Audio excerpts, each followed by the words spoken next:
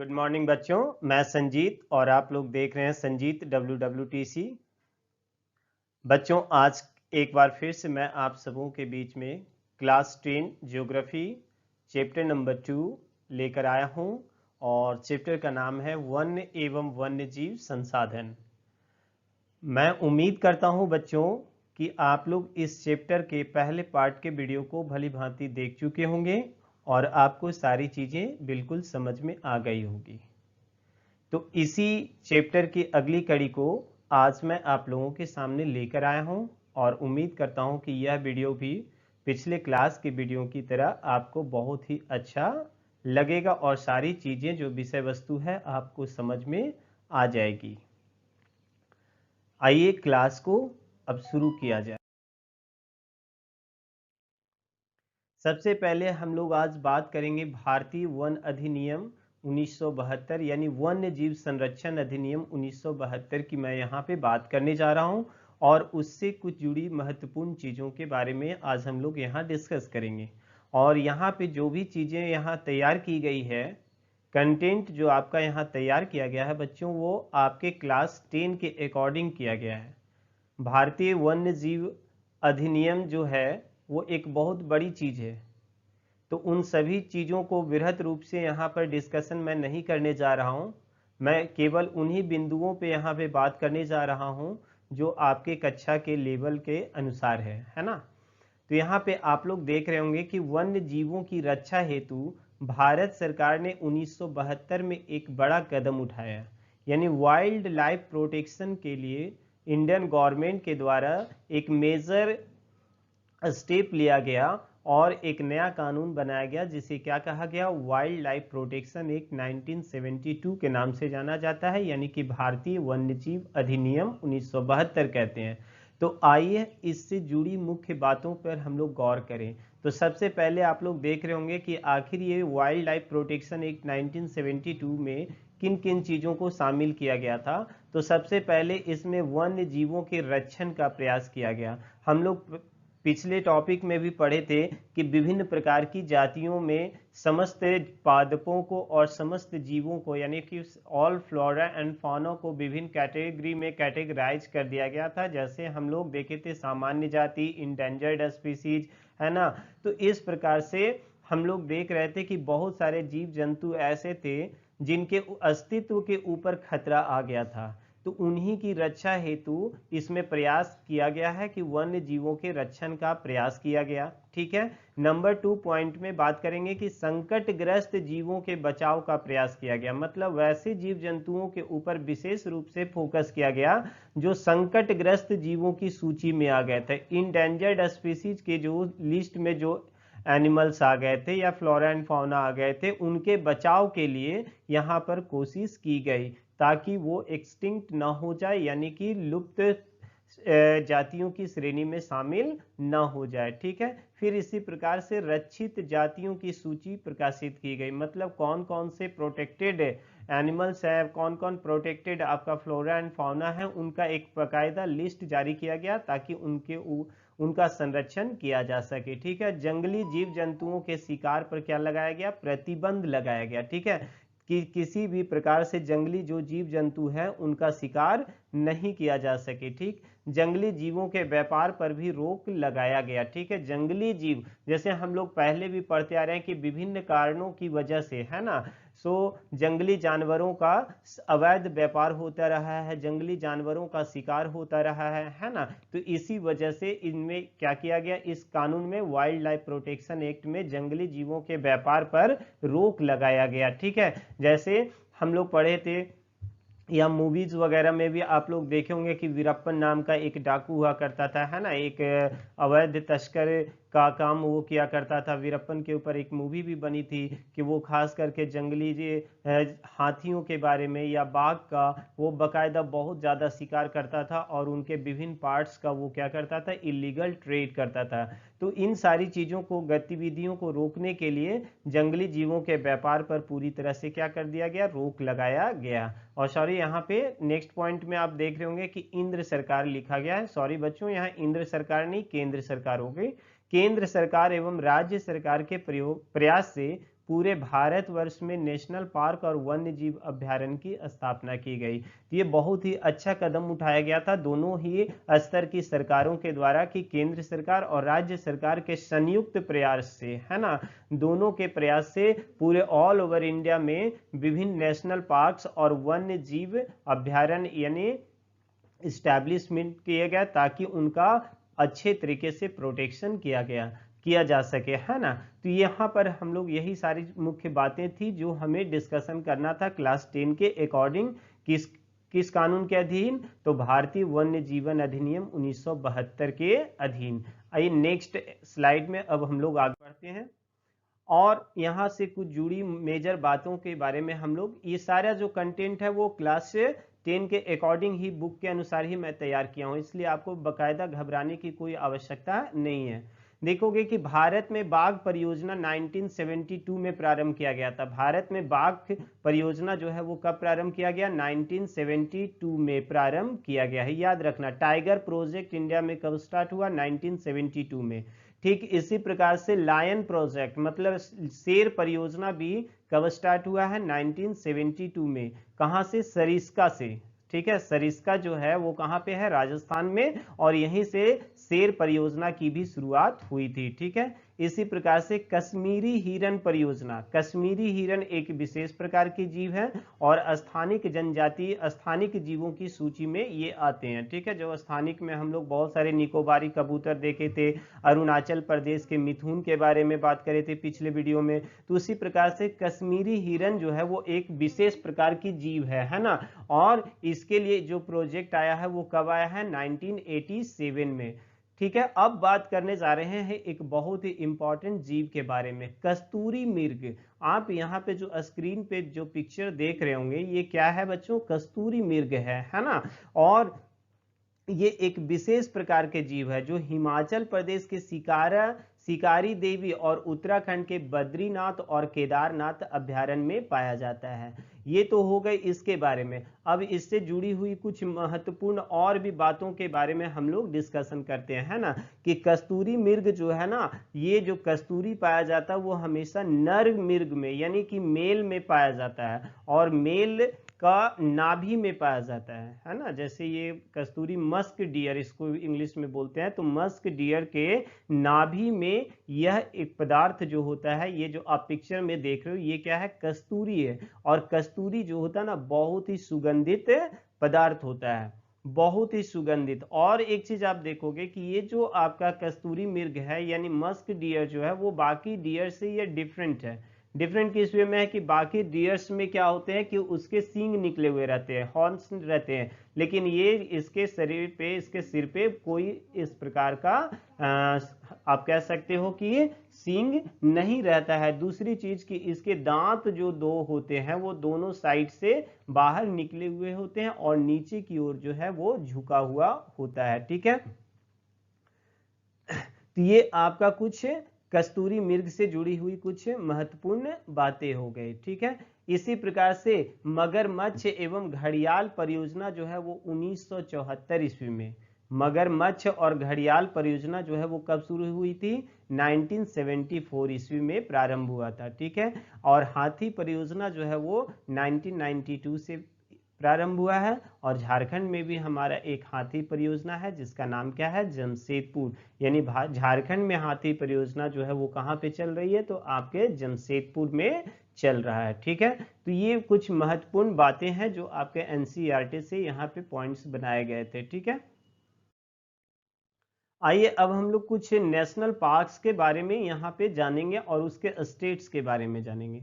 ये चीज़ें जो है वो ज़रूरी इसलिए है क्योंकि हर बार मैट्रिक एग्जाम में यहाँ से आपका एक नंबर का मैप वर्क आता है या फिर आपका ऑब्जेक्टिव क्वेश्चन आता है। तो आप यदि इन चीज़ों को भली भांति ध्यान में रखोगे और उसके स्टेट्स का नाम याद रखोगे तो आप बाकायदा इन चीज़ों को बहुत ही अच्छे तरीके से कर पाएंगे। ठीक, जैसे कि मैं बात करूं कि Jim Corbett national park, Jim Corbett जो है वो भारत का पहला नेशनल पार्क है और जिम कॉर्बेट के सहयोग से ही इस्टेब्लिश हुआ था, इसकी स्थापना की गई थी 1936 में, और इसी वजह से इसका नाम भी जो है वो क्या रख दिया गया था, जिम कॉर्बेट नेशनल पार्क, जैसा कि आप 1 नंबर में देख पा रहे हैं, है ना, कि जिम कॉर्बेट नेशनल पार्क कौन से स्टेट में है, उत्तराखंड में, इस्टेब्लिशमेंट 1936। ये आपके लिए कोई इंपॉर्टेंस नहीं रखता है, आपको केवल याद रखना है नेशनल पार्क और किस स्टेट से वो नेशनल पार्क जो है वो बिलोंग करता है। यदि आप इन दोनों चीज़ों को अच्छे से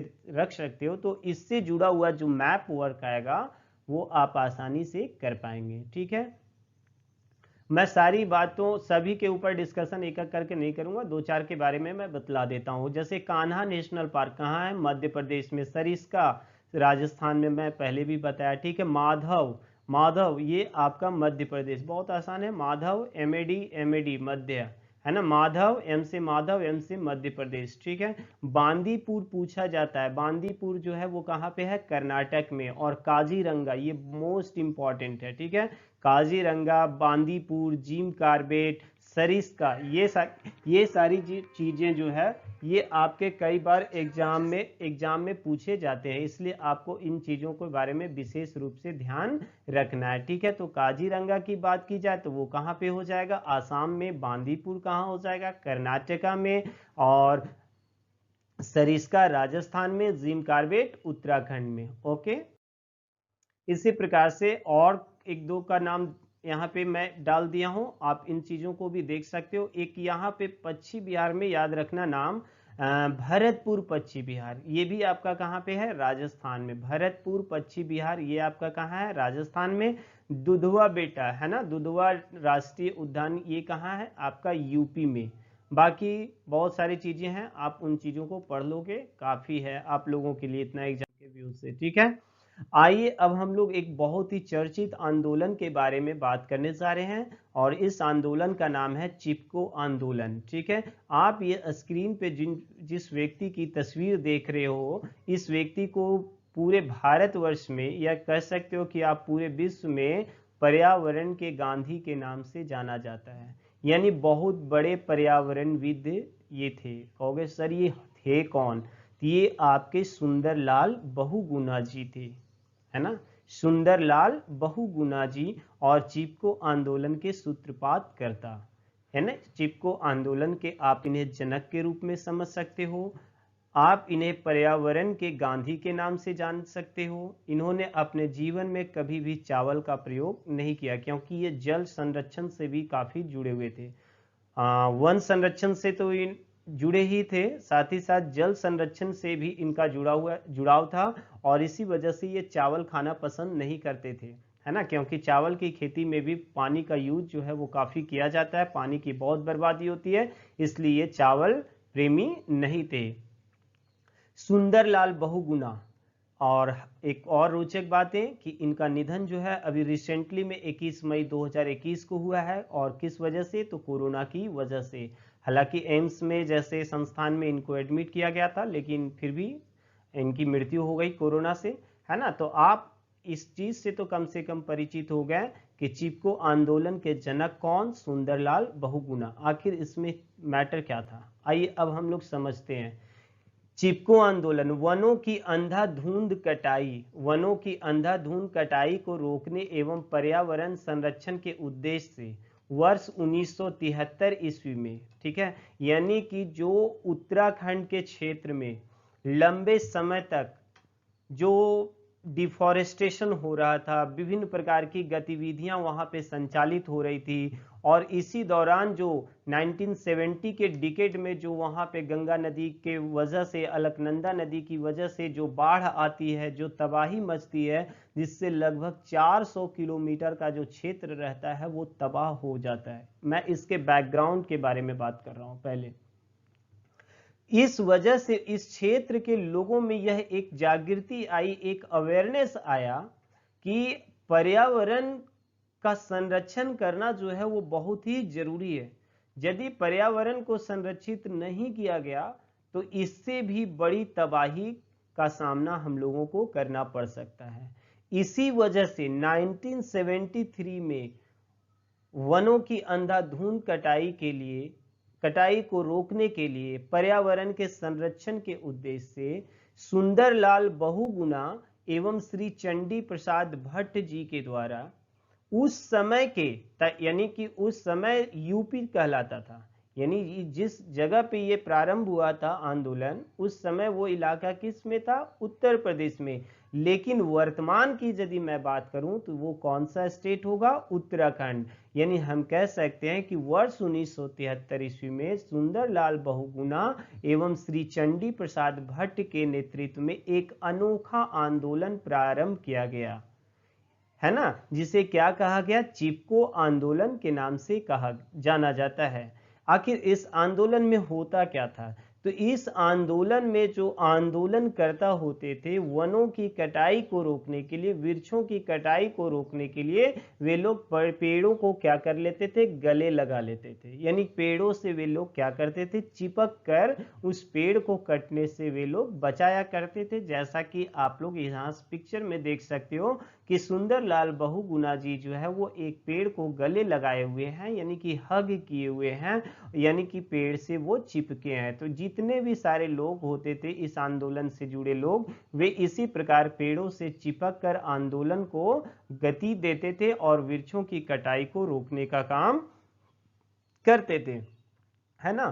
तो ये आंदोलन कहां से प्रारंभ हुआ था? तो वर्तमान के उत्तराखंड राज्य के चमोली जिला में, है ना, चमोली डिस्ट्रिक्ट के गोपेश्वर नामक स्थान में। किनके द्वारा? सुंदरलाल बहुगुणा और श्री चंडी प्रसाद भट्ट जी के द्वारा। कहां पे स्टार्ट किया गया? तो उत्तराखंड के चमोली डिस्ट्रिक्ट के गोपेश्वर नामक स्थान से इस आंदोलन की शुरुआत की गई। परंतु यह आंदोलन जो है वो पूरे भारतवर्ष में फैला, और न केवल भारतवर्ष में बल्कि इसका प्रचार प्रसार जो है वो विश्व के कई देशों में हुआ, और कई देशों ने इस प्रकार के अपने अपने यहाँ आंदोलन प्रारंभ किए। ठीक है। इस आंदोलन में आंदोलनकर्ता पेड़ों से चिपककर वृक्षों की कटाई का विरोध करते थे, और यह जो आंदोलन था वो पूरी तरह से कैसा था? अहिंसक था। समझ गए ना? यानी कि गांधीवादी सिद्धांत से ये प्रेरित थे। सुंदरलाल बहुगुणा जी का जो सिद्धांत था वो कहीं ना कहीं गांधी जी के सिद्धांत से प्रेरित था। तो मेरे ख्याल से चिपको आंदोलन आपको समझ में भली भांति आ गई होगी। और बच्चों ये जो क्वेश्चन है आपके मैट्रिक के एग्जाम में शॉर्ट क्वेश्चन के रूप में पूछे जाते हैं। अब मैं बात करने जा रहा हूं प्रोजेक्ट टाइगर, यानी कि टाइगर प्रोजेक्ट के बारे में, है ना, बाघ परियोजना के बारे में। बहुत ही चर्चित रहा है ये बाघ परियोजना, और इसको शुरुआत करने के पहले मैं बता दूं कि पूरे भारत में या पूरे विश्व की मैं बात करूं कि सभी जगह पे बाघ संरक्षण का काम किया गया है, लेकिन पूरे विश्व में बाघों की गिनती जो है वो सबसे पहले हमारे यहाँ से शुरू हुई है। हमारे यहाँ कहने का तात्पर्य झारखंड से। झारखंड में जो आप जान रहे हो कि बेतला, लातेहार में जो बेतला है ना, बेतला नेशनल पार्क, वहां से ही सबसे पहले बाघों की गिनती प्रारंभ की गई थी। तो ये हम झारखंड के लोगों के लिए एक गौरव का विषय है कि पूरे विश्व में जब बाघों की गिनती की जानी थी तो उसकी शुरुआत जो है वो कहाँ से हुई थी? तो हमारे झारखंड से हुई थी, है ना। आइए अब इसके बारे में। भारत में बाघों की संख्या में हो रही अप्रत्याशित कमी को रोकने के लिए, यानी कि भारत में जो टाइगर्स पॉपुलेशन में जो लगातार गिरावट आ रही थी उसी को रोकने के लिए 7 अप्रैल 1973 ईस्वी में, कब की बात हो रही है? 7 अप्रैल 1973 ईस्वी में भारत सरकार के द्वारा श्रीमती इंदिरा गांधी जी के शासनकाल में, उस समय भारत के प्राइम मिनिस्टर कौन थे? इंदिरा गांधी जी, है ना, प्रोजेक्ट टाइगर का शुभारंभ किया गया। तो ये आप दो चीजें समझ गए कि प्रोजेक्ट टाइगर की शुरुआत कब हुई? 7 अप्रैल 1973 में। किनके शासनकाल में? तो इंदिरा गांधी जी के शासनकाल में इसकी शुरुआत हुई थी। वजह क्या थी? तो टाइगर्स की जो संख्या में गिरावट आ रही थी उसको रोकने के लिए, यानी कि बाघों के संरक्षण के लिए, टाइगर्स प्रोटेक्शन के लिए, है ना। इस परियोजना के तहत पूरे भारत में लगभग 37,761 वर्ग किलोमीटर में 27 बाघ रिजर्व क्षेत्र बनाया गया। यानी कि इसमें टोटल कितने? 27 बाघ रिजर्व क्षेत्र बनाया गया, यानी टोटल 27 टाइगर रिजर्व एरिया बनाया गया, परंतु वर्तमान में बाघ रिजर्व क्षेत्र की संख्या कितनी है? 50 है। परियोजना का मुख्य उद्देश्य बाघों का संरक्षण करना। मैं पहले भी बता चुका हूं कि इसका उद्देश्य जो था वो क्या था कि बाघों का प्रोटेक्शन करना और उनकी संख्या में वृद्धि का प्रयास करना। मतलब जितना है हमारे पास वो तो कम से कम रहे, साथ ही साथ कुछ ऐसे मेजर स्टेप्स उठाया जाए जिससे इनकी जो संख्या डिक्लाइन हो गई है वो डिक्लाइन न रह के वो उसकी संख्या जो है वो धीरे धीरे वो क्या हो जाए, अप होने लगे, उनकी संख्या जो है वो बढ़ने लगे। और सरकार के द्वारा इस दिशा में जो कार्य प्रारंभ किए गए उसमें काफी सफलता भी मिली। वर्ष 1985 ईस्वी में बाघों की संख्या 4002 थी, तो 1989 में बढ़कर कितना हो गई? 4334। मतलब 4002 से बढ़कर 4 सालों में बाघों की संख्या कितनी हो गई? 4334। मतलब कि उसमें हमें सफलता मिली, लेकिन बाद में एक ड्रामेटिकली चेंजेज आई, उसी को यहाँ पे लिखा हूं कि परंतु हाल के वर्षों में कतिपय कारणों से इसकी संख्या में भारी गिरावट आई एवं वर्तमान में बाघों की संख्या जो है वो 2967 है। जिम कॉर्बेट भारत का पहला टाइगर प्रोजेक्ट था, जबकि बेतला जो अभी मैं बताया कि झारखंड में कहाँ पे है? लातेहार डिस्ट्रिक्ट में। सरिस का मैं पहले भी बात कर चुका हूँ, राजस्थान में। मानस आदि प्रमुख टाइगर प्रोजेक्ट क्षेत्र वाले क्षेत्र हैं। यानी टोटल जो है अभी वो कितने हैं? 50 हैं, और उसमें से कुछ उदाहरण के हम लोगों ने यहाँ पे देख लिया।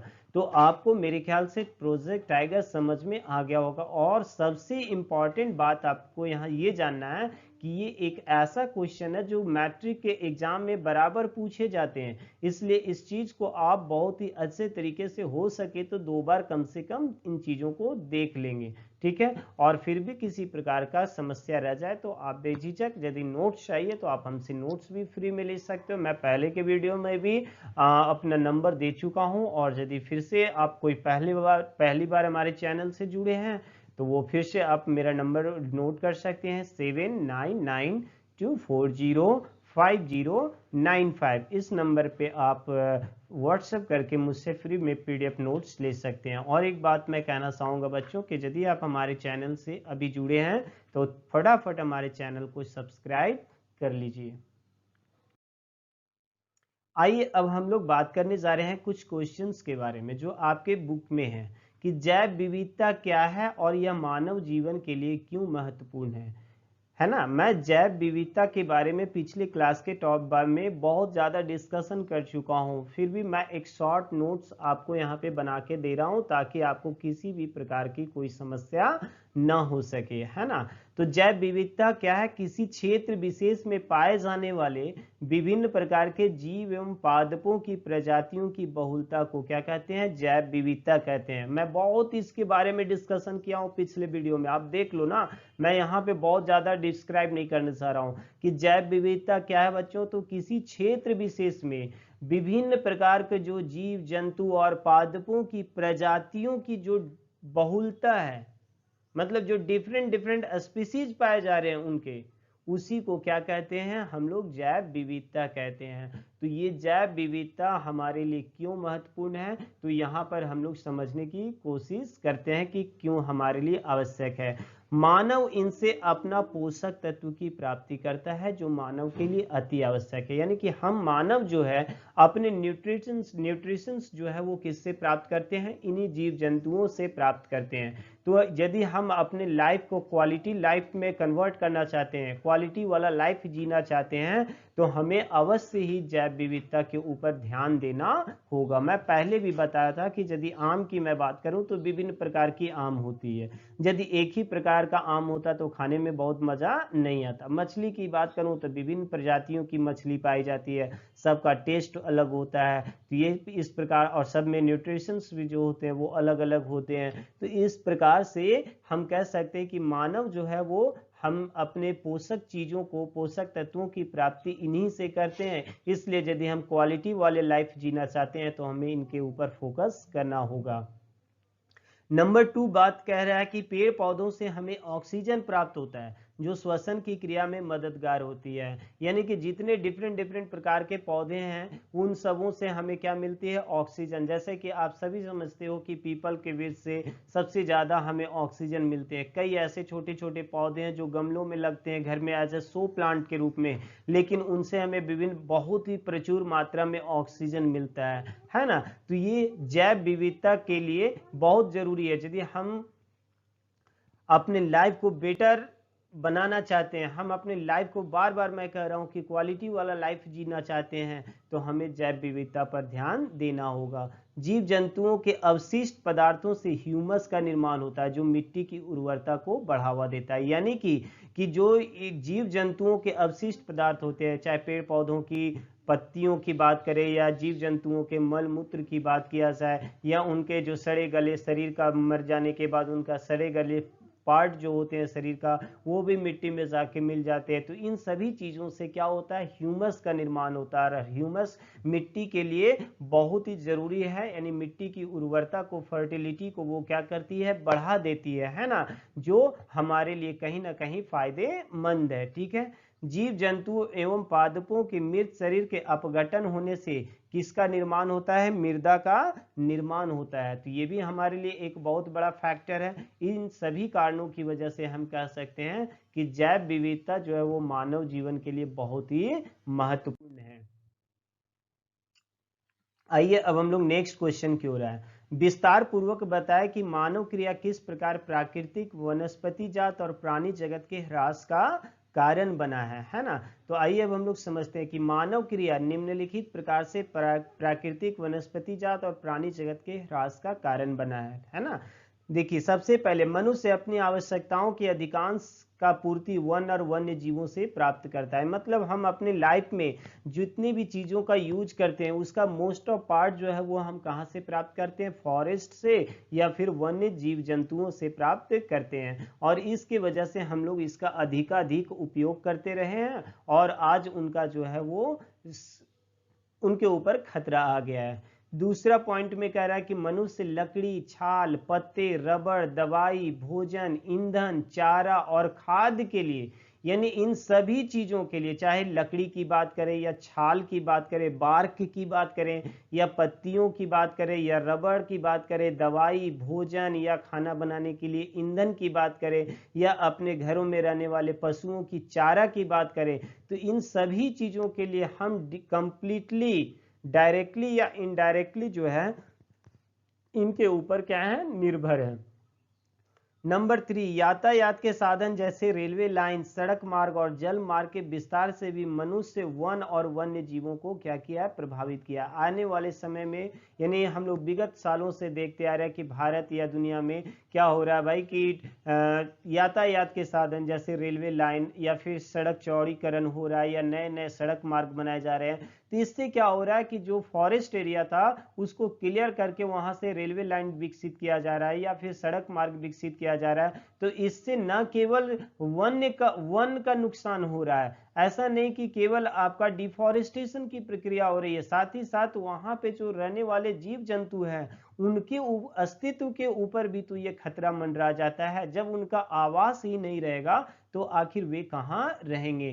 तो इन सारी गतिविधियों की वजह से भी हम प्राकृतिक, वनस्पति जात और प्राणी जगत के का नुकसान पहुंचाए। ठीक है।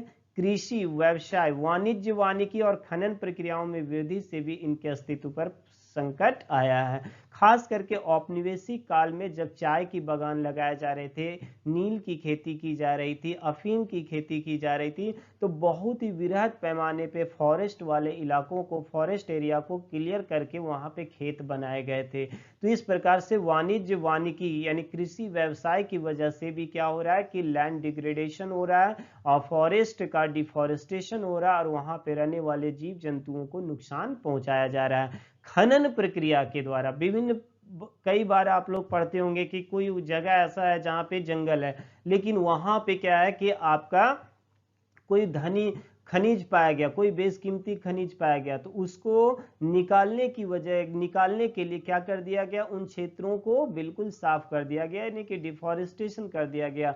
तो इससे क्या हो गया, फिर वही समस्या आ गई कि न केवल पेड़ पौधों को नुकसान हुआ, बल्कि वहां पे रहने वाले समस्त जीव जंतुओं को भी अस्तित्व के ऊपर संकट आ गया। ठीक है, जंगली जानवरों के शिकार और उनके आवास स्थल को संकुचित करने से भी इनके अस्तित्व पर खतरा आया।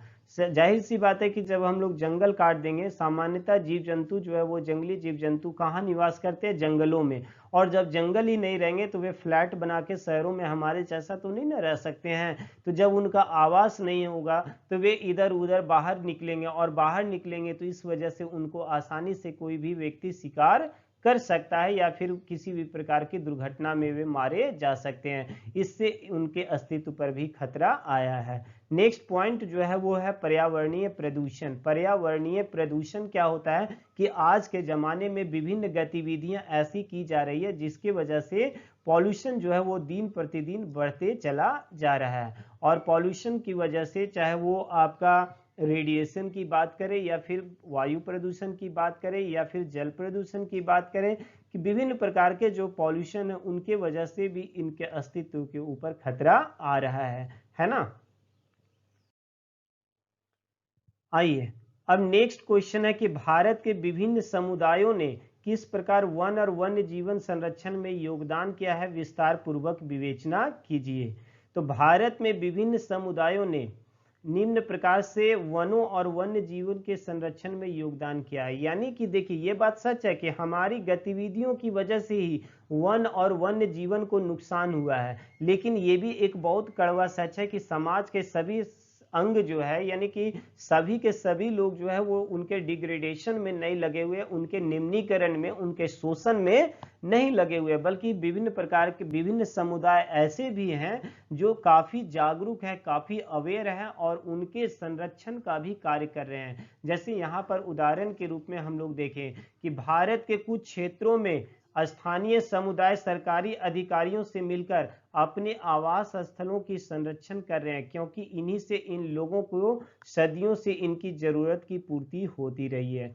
यानी कि पहला पॉइंट में कह रहा है कि भारत के कुछ क्षेत्रों में स्थानीय समुदाय, मतलब कि बहुत सारे आज भी लोकल, जो खास करके मैं बात करूं ट्राइबल्स लोगों के बारे में, आदिवासियों के बारे में, तो वे लोग जो है वहां के लोकल अथॉरिटी के साथ मिलकर वाइल्ड लाइफ और फॉरेस्ट के प्रोटेक्शन के लिए काम कर रहे हैं। क्यों? क्योंकि उनको पता है, क्या पता है भाई, कि आज तक हमारा जो जीवन चलते आया है वो इन्हीं के वजह से चलते आया है। मतलब वो आदिवासी जो है, वो समुदाय जो है, वो अपना समस्त चीजों की पूर्ति जो है वो जंगल और जंगल से मिलने वाले चीजों से करते आ रहे हैं। तो वे इन चीजों के प्रति अवेयर हैं, और इसी वजह से वे सरकारी अधिकारियों के साथ भी मिलके उनके प्रोटेक्शन के लिए काम कर रहे हैं। और मैं बात करूं पॉइंट नंबर 2 पे, जो राजस्थान से जुड़ा हुआ है, ये तो बहुत ही आप कह सकते हो कि प्रशंसनीय कार्य वहां के लोगों के द्वारा किया गया है, कि राजस्थान के लोगों ने सरिस्का के बाघ रिजर्व क्षेत्र में वन्य जीव संरक्षण के लिए जीव रक्षण अधिनियम के अधीन वहां से खनन कार्य बंद करवाने के लिए लंबे समय तक संघर्ष किया, और अंततः सफलता भी प्राप्त की। मतलब कि राजस्थान में जो सरिस्का बाघ रिजर्व क्षेत्र था, तो उन क्षेत्रों में खनन का काम किया जा रहा था, माइनिंग का काम किया जा रहा था, जिससे वहां पे रहने वाले, उस प्रोजेक्ट टाइगर वाले एरिया में रहने वाले विभिन्न जीव जंतुओं के अस्तित्व के ऊपर क्या आ गया था, खतरा आ गया था। इसीलिए उन जीवों की रक्षा के लिए उन क्षेत्र में रहने वाले लोग जो थे वो एक्टिवली इसमें स्ट्रगल किए, संघर्ष किए, कि किसी भी परिस्थिति में ये जो माइनिंग का काम चल रहा है इसको रोका जाए, ताकि यहाँ के जीवों के ऊपर किसी भी प्रकार का खतरा न आ सके। तो है ना बच्चों की ये प्रशंसा की काम, है ना। ठीक इसी प्रकार से मैं चिपको आंदोलन की बात करूं तो ये भी बहुत ही जबरदस्त कार्य किया गया है सुंदरलाल बहुगुणा और उनके टीम के द्वारा। ठीक उसी प्रकार से दक्षिण भारत में भी कर्नाटक में एक आंदोलन चलाया गया था। कौन सा आंदोलन? एपीको आंदोलन। ठीक है, अब मैं बात करूं कि पश्चिम बंगाल में जो सुंदरबन का इलाका था वहां पे भी डोलोमाइट का खनन किया जा रहा था। ठीक है, किस खनिज का? डोलोमाइट का खनन किया जा रहा था। और इस वजह से वहां पर भी उस क्षेत्र में रहने वाले जीव जंतुओं के अस्तित्व पर खतरा आ रहा था। इस वजह से सुंदरबन के क्षेत्र में रहने वाले लोग जो थे वो भी इसका विरोध किए और खनन के ऊपर जो है वो रोक लगाया। तो ये विभिन्न प्रकार की ये कुछ ऐसे उदाहरण थे जिन उन समुदायों के यहाँ अप्रशंसनीय कार्यों को देख रहे थे, जिनके प्रयासों की वजह से वन और वन्य जीवों का संरक्षण किया गया। आइए, और ये जो क्वेश्चन है बच्चों बहुत ही इंपॉर्टेंट है, मोस्ट इंपॉर्टेंट है, और ये मैट्रिक के एग्जाम में कई बार पूछा गया है, इसलिए आप इन चीजों को अच्छे तरीके से समझोगे। बहुत आसान है, एक बार आप पढ़ोगे आपका हो जाएगा। वन और वन्य जीवन रक्षण में सहयोगी रीति रिवाजों पर एक निबंध लिखिए। देखिए बहुत आसान है कि भारत रीति रिवाजों और परंपराओं का देश है। इसमें तो कोई शक नहीं है बच्चों कि भारत एक ऐसा देश है जहां पे रीति रिवाज और परंपरा जो है वही सब कुछ है। भारत में सनातन काल से ही, मतलब सदियों से ही नदी, पर्वत, झील आदि की पूजा होती रही है, जो वन और वन्य जीव संरक्षण में अहम भूमिका निभाती है। मतलब हमारा यह कल्चर रहा है कि हम नदी, पर्वत, झील आदि की पूजा करते रहे हैं। भारत के कई समाज में पेड़ों की पूजा करने की परंपरा है। आप अपने घर में माताओं को देखते होंगे, चाची लोग को देखते होंगे कि वट वृक्ष की पूजा करती है, वट सावित्री करती है। तो पापा या मम्मी को देखते होंगे, या आप खुद भी शनिवार के दिन पीपल के वृक्ष में जाके पूजा करते होंगे, पीपल में जल सुबह सुबह लोग जाके देते हैं। तो वही कह रहा हूं कि भारत में कई समाज में पेड़ों की पूजा करने की परंपरा है। यदि मैं और उदाहरण की बात करूं तो छोटा नागपुर क्षेत्र, यानी कि हमारा जो क्षेत्र है झारखंड का, वहां पे मुंडा और संथाल जनजाति के लोग जो है वो महुआ और कदम के पेड़ों की क्या करते हैं? पूजा करते हैं। ठीक इसी प्रकार से झारखंड में ही सरहुल और कर्मा है ना, बहुत ही चर्चित त्योहार है झारखंड का।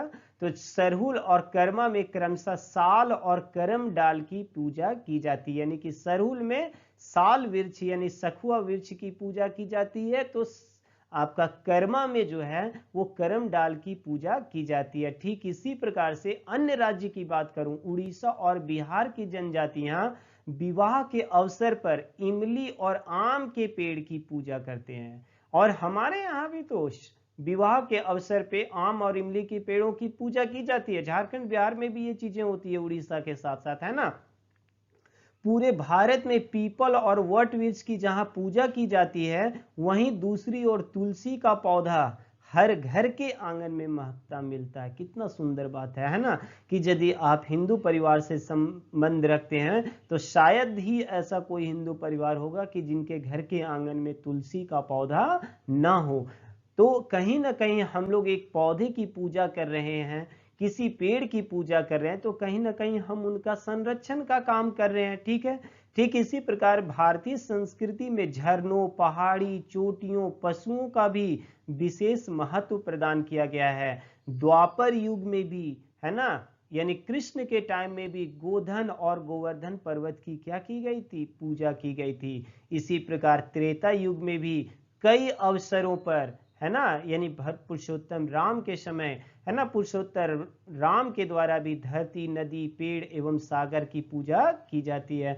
यदि आप पिछले वर्ष लॉकडाउन में रामायण देख रहे होंगे तो इन चीजों से आप भली भांति परिचित होंगे। रामायण में भी बहुत सारी चीजों को दिखाया गया है कि भगवान राम के द्वारा भी समय समय पर धरती माता की पूजा की जाती है, वंदना की जाती है, नदियों की पूजा की जाती है। सागर से भी वे विनती करते हैं मार्ग देने के लिए, जिस समय उन्हें लंका जाना रहता है माता सीता को रावण से मुक्त कराने के लिए, उस समय भी वे सागर तट पे पूजा करते हैं, है ना। फिर लंका से जब वे रावण का वध करके जब अयोध्या लौटते हैं, उस समय भी वे जब पुष्पक विमान से उतरते हैं तो उनके समक्ष माता रहती है, उनके समक्ष गुरु रहते हैं, बहुत सारे ऋषि मुनि बंधु बांधव रहते हैं, परंतु सबसे पहले वो जब पुष्पक विमान से उतरते हैं तो वो अपनी मातृभूमि को नमन करते हैं, उनकी वो वंदना करते हैं। तो ये हमारा जो है वो संस्कृति रहा है कि हमारी ऐसी संस्कृति रही है कि हम शुरू से ही